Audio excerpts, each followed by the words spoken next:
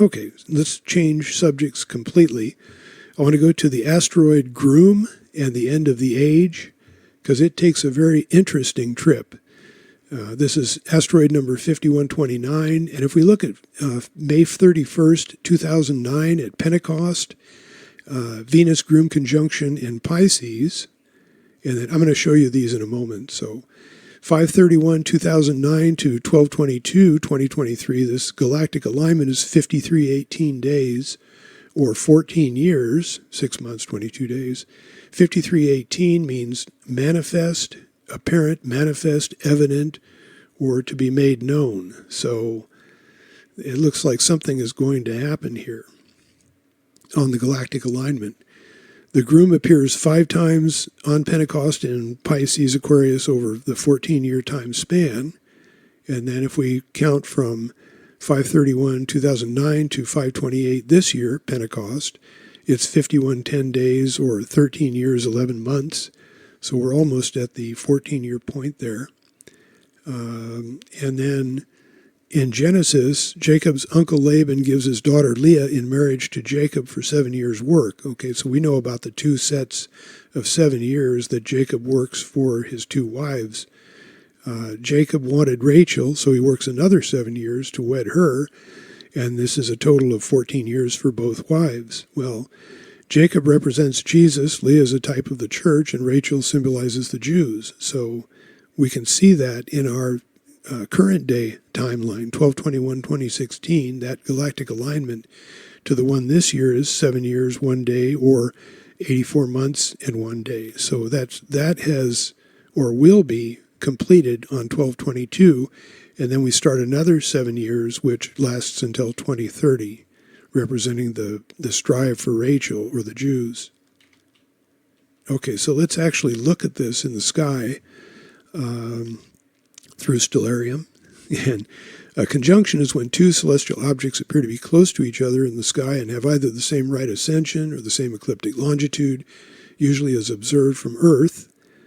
Okay, so on this day we have a conjunction, Venus and Groom, in Pisces on Pentecost. And let's see, that's at 4:53:23, and then that 4:53 time was kind of interesting. This is seen from Jerusalem. And if we look at that up close, we can see they're in conjunction, and G453 is foolish, fool, unwise, or not understanding. And then we can look at that same conjunction from Phoenix in Pisces on Pentecost, and we get a different message. We get on 5/31, we get 153, which of course refers to the 153 big fish. So it's very interesting that Israel's getting one message and we're getting another. And then if we look at, this is on June 1st. I don't know if this corresponds to any of the day counts. I didn't find anything. But Venus Groom are at a pulse in Pisces at 1734. So this corresponds to Luke 17:34, and it speaks of the rapture, telling us that in that night there will be 2 men in one bed, and one will be taken and the other will be left.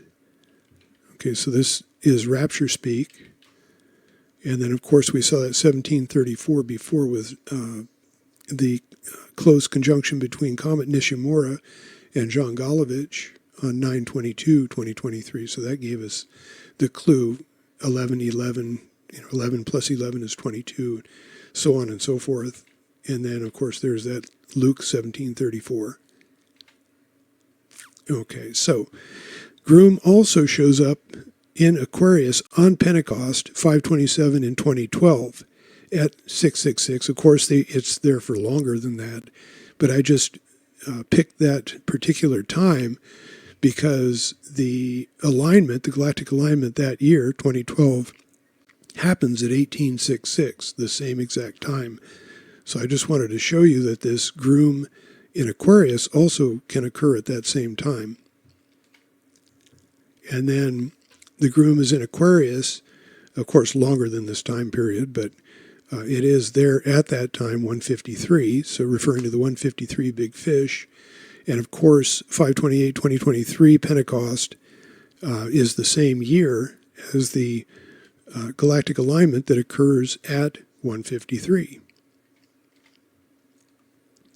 I also want to bring into play Kislev 14 and the Saturn Groom Appulse in Aquarius, because I think this is important too. On the 14th of Kislev, that was the date of Reuben's birth and death, 125 years apart. He was 125 years when he died. He was the first son of Jacob and Leah, and the 125 may be made important here for two different reasons. Of course, the Revelation 12:5 child being caught up, but it's also a reference, I think, to a 125-day count. That's 125 days. It shows up twice from Nisan 1 this year. Also, there's something interesting that happened on 14th of Kislev. Rabbi Schneerson married Kaya, I guess Schneerson, the daughter of the 6th Rebbe. So here is this Jewish wedding that's taking place on that date. I thought that was kind of interesting. If we look at Ezekiel 24, this seems to map out the 10th month and the 10th day. So we're looking at 10:10, which is the prospective rapture, 12/22 this year. And it says the king of Babylon started his siege against Jerusalem. So this may correspond, or it may be telling us that the attention turns to Jerusalem and the tribulation starts right after, or right on 10:10, or perhaps immediately afterwards. And then it goes into the parable of the cooking pot. I'm not going to go into that, but Remphan, which is a star, it's a planet. It's taken to mean Saturn, which was the focus of idolatrous worship for ancient Jews and went by many names, even Moloch. And the groom, Jesus, seems to interact with Saturn on the eve of Kislev 14, as if to block it while the future 125th day is about to play out. Excuse me. Okay, so let's actually take a look at that. And you can see Saturn and Groom are extremely close on 11/26 this year at 153. And that is the Appulse, actually, in Aquarius.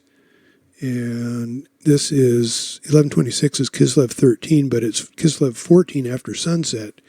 So this also corresponds to the date of Reuben's birth and death 125 years later. And Appulse, of course, means the least apparent distance between two celestial objects is seen from a third body during a given period. So they're very, very close together, as if Jesus, represented by Groom, is either fighting with or blocking Saturn in some way, which represents Moloch and, evil, has evil connotations. Oh, and that was from Kus Bay. I forgot to mention that's not from Israel. That's from Kus Bay. And then again from Kus Bay, Saturn, Groom, Asteroid at Appulse in Aquarius at the same time, 153. This is simply a close-up to show you what that Appulse looks like.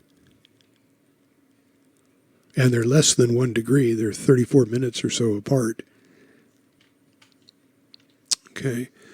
And 12/22, this is the day of the prospective rapture and the day of the galactic alignment. So what do we have here at 153, which is during that alignment?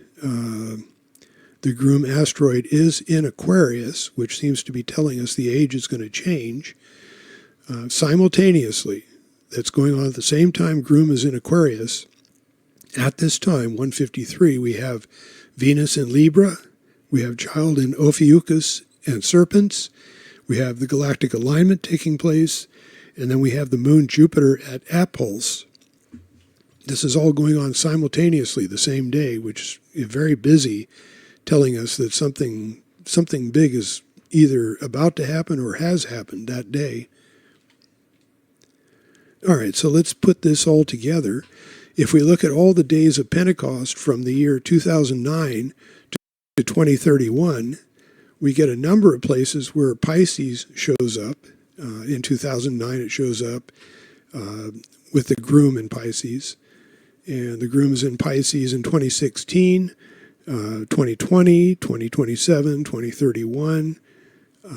But the very interesting thing here is that the Groom is in Aquarius in only two very interesting times, 2012 and Pentecost in 2023, this year, which seems to be mapping out that 11-year-long galactic alignment sign from 2012 to 2023. So this seems to be telling us that at the end of this 11-year-long sign in 2023, that the age of Pisces is going to end and the age of Aquarius will begin. This is also the end of the church age and the beginning of the kingdom age. Okay, so let's go beyond